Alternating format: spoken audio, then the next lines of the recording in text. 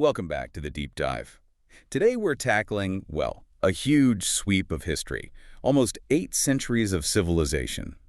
AlAndalus. It really is fascinating. One of the most intellectually vibrant and, let's face it, politically complex places in the entire Middle Ages. So AlAndalus, that's the Muslim-ruled part of the Iberian Peninsula, right? From about 711 all the way up to 1492. Exactly. And as our sources really stress, it acted as this crucial kind of transformative bridge between the Islamic East and the Latin West. Hugely important. Okay, so our mission today, for you listening, is pretty straightforward. We want to give you a focused way into understanding this period. We'll try to unpack the politics, which were definitely volatile, Well, that's the true. incredible scientific output, and that really complex social fabric, all packed into this long-lived civilization. And just to frame it geographically and politically, it wasn't static, of course. Huh. It started as a province, part of the Umayyad Caliphate way out in Damascus. Right. But then it becomes the independent emirate of Cordoba, then the Caliphate. And eventually, after a lot of fragmentation, it shrinks down to just that final small emirate of Granada. It occupied most of the peninsula at its height, though. Okay, let's start right at the beginning then, 711 AD. How did Muslim rule actually take root so fast in Iberia? Well, it kicks off with the initial invasion led by Tariq ibn Ziyad, Gibraltar. That name actually comes from him. Jabal Uriq, Tariq's mountain. Oh, okay. Didn't know that. Yeah, and his forces, they were mainly Berbers, North Africans initially. They won this really decisive victory against the Visigothic King Roderick, the Battle of Guadalete. And that just opened the floodgates. Pretty much. It allowed for this rapid expansion across most of the peninsula over the next, well, maybe 7 years or so. Very quick. But the unity, that link back to the Umayyad Caliphate in Damascus, that didn't last too long, did it? Especially after the Abbasids took over in at least around 750. No, not at all. That political upheaval in the East, the Abbasid Revolution, it basically triggered one of history's great escape stories right there in Al-Andalus. You mean Abu al-Rahman III? Absolutely. The immigrant, they called him. He was basically the only high-ranking Umayyad prince to escape the Abbasid purges. It's an incredible story. He fled, hid out in North Africa for like 4 years, then makes his way across to Spain and manages to rally support and declare himself the independent emir of Cordoba in 756. Just amazing determination. And he wasn't just, hiding out. He was immediately a major power player. I love that anecdote, the one from the sources about the Abbasid Caliph al-Mansur. Yeah, that's a classic. After Abd al-Rahman defeated this huge Abbasid invasion force sent against him, he apparently sent the head of the Abbasid governor back to Baghdad, preserved. He did. A pretty clear message. And al-Mansur supposedly said, "Praise be to God who has put the sea between me and this devil." I mean, that really tells you something about the power Al-Andalus had right from the start. It really does. And that independence, that political break, it really set the stage for the civilization's peak. Fast forward a bit. Under Abd al-Rahman III, the emirate felt strong enough to declare itself a full caliphate in 929. That kicks off the Golden Age. And we're not just talking about local bragging rights here. Cordoba, the capital. Yeah. It became arguably the leading city in the world at that point. There's a strong case to be made, yeah. Sources suggest it might have actually overtaken Constantinople in population, in wealth, in just sheer vibrancy. It was a massive center for trade, art, scholarship. Truly dazzling. But that kind of success often breeds its own problems, doesn't it? Internal conflict. Almost inevitably. A really devastating civil war broke out between 1009 and 1013. It just shattered the caliphate's unity. And this leads to what's called the Taifa period. Ah, the fragmented kingdoms. Exactly. Lots of little mini-states, usually based around a major city, run by different dynasties. They're often culturally brilliant, patrons of arts and science, but politically and militarily, very weak. Right. So if these taifas are weak, and meanwhile the Christian kingdoms up in the north are getting stronger, especially after Castile captures the major city of Toledo in 1085. A huge turning point, Toledo. They must have felt incredibly vulnerable.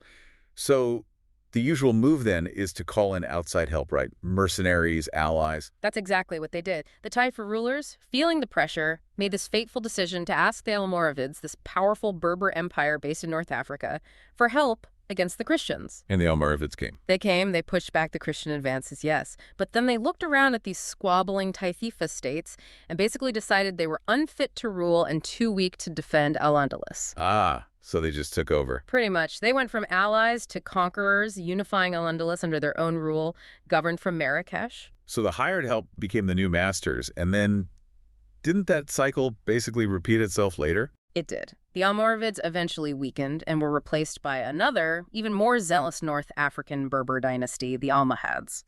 So the key point here is that for about a century and a half, maybe a bit more, Al-Andalus was largely ruled by these successive Berber empires from across the Straits. And they're generally more austere, more fundamentalist. Increasingly so, especially the Almohads. This constant political instability, this reliance on external powers, it's really central to understanding the whole story of Al-Andalus. Okay, let's shift focus a bit then. From the politics, which were clearly messy, to the intellectual side. Because this place became a real powerhouse for knowledge, didn't it? How did Al-Andalus become such a key conduit for transferring knowledge into medieval Europe? It essentially acted as a giant intellectual clearinghouse. You had scholars coming from all over the Islamic world, even from parts of Europe, to study in places like Cordoba. They had access to this huge repository of texts, Greek classics, Persian works, Indian science, all preserved and expanded upon in Arabic. And the translation efforts were massive. Huge. And what's really interesting is that even after the Christians reconquered major centers, like Toledo in 1085, they recognized the value of this knowledge. They set up institutions, the famous Toledo School of Translators being the prime example, specifically to translate these crucial Arabic texts into Latin. So the knowledge transfer continued even as the political map was changing. Absolutely. And that had a profound, direct impact on sparking intellectual life in Christian Europe, eventually feeding into the Renaissance. Let's talk specifics. Medicine, for instance. We hear about figures like Abu al-Qasim al-Zarawi, Al-Bukhasis in Latin, often called the father of surgery. Yes, al-Zarawi. His major work, The Arrangement of Medical Knowledge, finished around 1000 CE, was groundbreaking. It wasn't just theory. It included detailed illustrations of over 200 surgical instruments, many he designed himself. Wow. And crucially, he included his personal experiences, his own case studies from surgeries he'd performed. That blend of received knowledge and practical application made it an essential surgical text in Europe for literally centuries. And it wasn't just him. The sources mention families like the Ibn Zurs, producing like 5 generations of doctors. That's right. It shows a real depth and institutionalization of medical learning. It wasn't just one brilliant individual. Okay, beyond medicine, what about things like astronomy? Were they just preserving Greek ideas or pushing things forward? Definitely pushing forward. Andalusi astronomers were real critical thinkers. They didn't just accept the old Greek models blindly. Figures like Averroes Ibn Rushd actively questioned the complex Ptolemaic system of cycles and epicycles.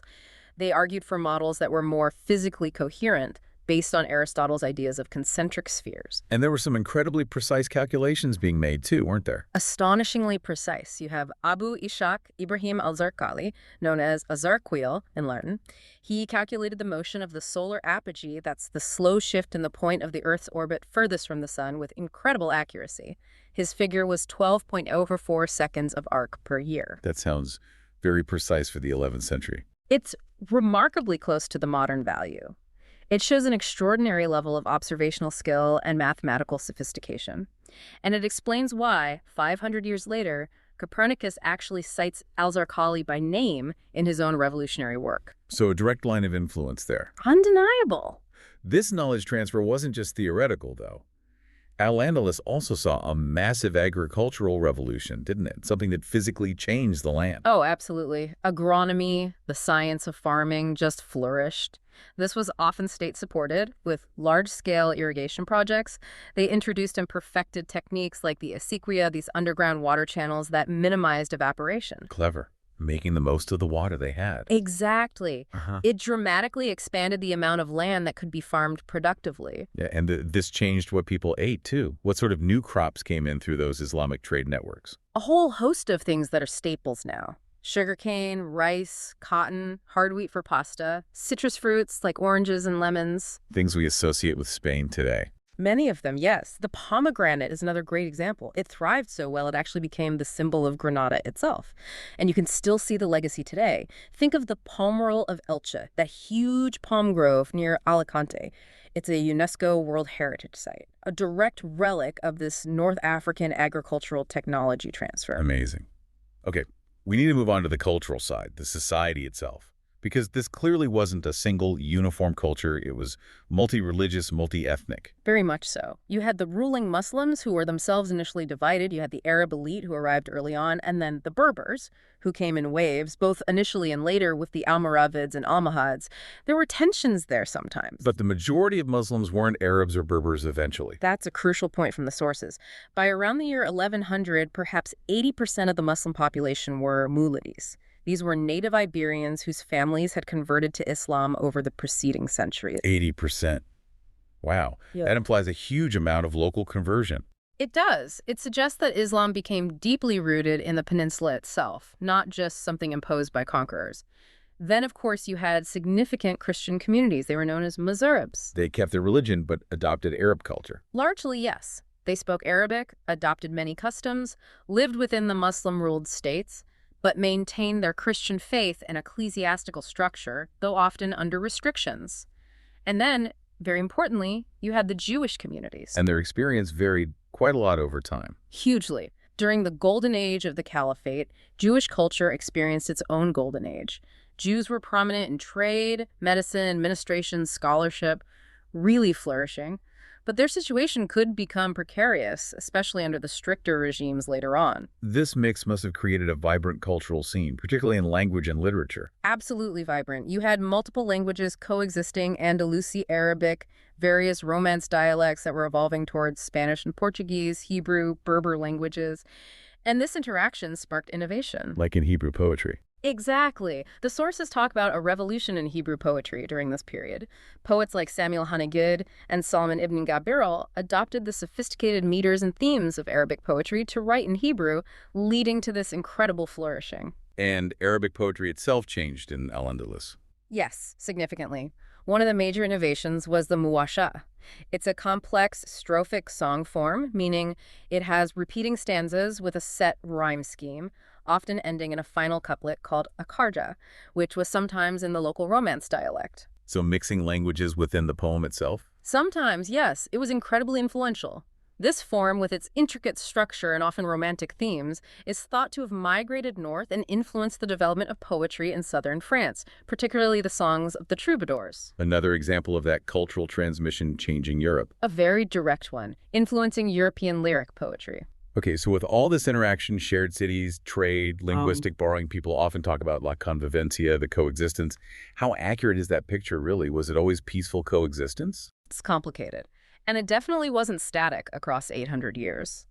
The Golden Age under the Umayyad Caliphate probably came closest to that ideal, with relatively high levels of tolerance and fruitful interaction, especially for the Jewish community. But it wasn't always like that. Definitely not. Things deteriorated significantly at times. There were episodes of violence, like anti-Jewish riots and massacres in Granada in 1066, and tolerance levels really plummeted under the more fundamentalist regimes. Particularly the Almohads. Yes, the Almohads were the harshest. They came to power in the mid-12th century with a very rigid interpretation of Islam. They essentially offered non-Muslims, Christians, and Jews a stark choice: convert to Islam, leave, or face death. That must have caused huge disruption. Massive waves of immigration. Many Jews and Mozarabic Christians fled. The family of the great Jewish philosopher Maimonides, for example, had to flee Cordoba during this period, eventually settling in Egypt. So convivencia is really too simple a term. It masks a lot of variation in periods of intense persecution. And while we're on the complexities, the sources also mention certain social practices among the elite, particularly outside those stricter periods. Yes, that's worth noting for a complete picture. During the more, let's say, relaxed periods, particularly under the Umayyads and some of the Taififa rulers, the elite court culture could be quite hedonistic. Meaning? Well, the sources mention the open practice of homosexuality and sometimes pederasty, especially among rulers and the court circle. Figures like Abd al-Rahman III himself are recorded as openly keeping male favorites. And this shows up in the poetry, too. It does. Anthologies from the time contain quite a bit of homoerotic poetry. It seems to have been an accepted, if perhaps confined to the elite, part of the culture during certain times, contrasting sharply with the austerity imposed later by the Almoravids and especially the Almohads. Okay, so a very complex picture socially and politically, but despite all that turmoil, the architectural legacy, that's something solid, enduring, and universally admired. Oh, absolutely breathtaking. It's probably the most visible legacy of AlAndalus today. The Mosque Cathedral of Cordoba is just stunning. The sheer scale of that hypostyle hall with its forest of columns and those famous double-tiered arches in red and white. It's a masterpiece of Umayyad architecture. And then later, the Alhambra in Granada, built by the Nasrids, the last dynasty. The Alhambra is just magical, perched on that hill overlooking Granada. Yes, built mainly by the Nasrids from the 13th century onwards. What should people really look for when they see the Alhambra? Beyond its location, it's the decoration, isn't it? It's all about the intricate interior decoration, the incredibly detailed geometric tile work, the carved plaster, the beautiful courtyards with their fountains, like the Court of the Lions, and especially the muqarnas. Ah, those sort of stalactite-looking ceiling decorations. Exactly. That complex three-dimensional honeycomb or stalactite sculpting used in domes and vaults. It's incredibly sophisticated and creates this ethereal effect. The Alhambra really is the jewel of Nasrid art, the high point of Islamic architecture in the West. And incredibly, that aesthetic, that style, it didn't just disappear when Granada fell in 1492. No, it persisted. You get the Mudejar style. This is where Christian patrons, after the Reconquista, continued to hire Muslim craftsmen or craftsmen trained in the Islamic tradition. So they incorporated those Islamic designs into new Christian buildings. Precisely. You see it in the intricate brickwork, the tile mosaics, the wooden ceilings with complex geometric patterns, the horseshoe arches sometimes, buildings like the Alcázar of Seville, parts of which were rebuilt by Christian kings in this style, are prime examples. It creates this unique Spanish architectural hybrid, a testament to that lingering cultural fusion. Which brings us neatly to the end of AlAndalus as a political entity. Granada, the last Muslim stronghold, falls in 1492 to the Catholic monarchs Ferdinand and Isabella. The very same year Columbus sails, yes. A pivotal year. And the aftermath. Well, it's quite tragic, really. Initially, the terms of surrender guaranteed Muslims the right to practice their religion. But those guarantees didn't last long. They were quickly eroded and then completely overturned. By 1502, all Muslims in Castile were ordered to convert to Catholicism or leave. Those who converted became known as Moriscos. And they remained a distinct group. Yes, often viewed with suspicion, accused of secretly practicing Islam. They faced persecution and discrimination for over a century until, finally, between 1609 and 1614, they were expelled en masse from Spain. A brutal end to centuries of Muslim presence. So, looking back over this vast expanse of time, nearly 800 years, what's the ultimate takeaway? What was the lasting impact of AlAndalus beyond beautiful buildings? I think its most profound legacy lies in that role as an engine of transmission. It took classical knowledge, fused it with advancements from the Islamic world, Persia, India, and then crucially funneled it back into Europe. The philosophy, the science. Exactly. The sophisticated philosophy of Averroes, which challenged European thinkers, the advanced medical and surgical knowledge of Al-Zarawi, practical mathematics, the Hindu-Arabic numeral system we still use. Much easier than Roman numerals. Infinitely. Plus, sophisticated astronomical instruments like the astrolabe, advanced agricultural techniques, all this knowledge provided crucial fuel for the European Renaissance. It's hard to imagine it happening quite the same way without the contributions channeled through AlAndalus. And maybe a final thought for our listeners to consider, something provocative perhaps. Well, despite the centuries of conflict, conquest, reconquest, forced conversions, expulsions, the story isn't just one of separation. The sources point towards something more integrated, perhaps even on a biological level. You mean genetically? Yes. Modern genetic studies of populations in Spain and Portugal consistently show a significant level of North African ancestry. One study put the average at around 10.6%. Wow, that's quite substantial. It is. And it suggests that, despite the religious and political boundaries, there was a high degree of mixing and integration over the long term, whether through voluntary conversion, forced conversion, or just people living side by side for centuries. It hints that the cultural and human boundaries were perhaps far more porous than the political narrative alone might suggest, a lasting imprint. A fascinating layer to add to this already complex history. Thank you for guiding us through that. My pleasure. It's an endlessly rich topic.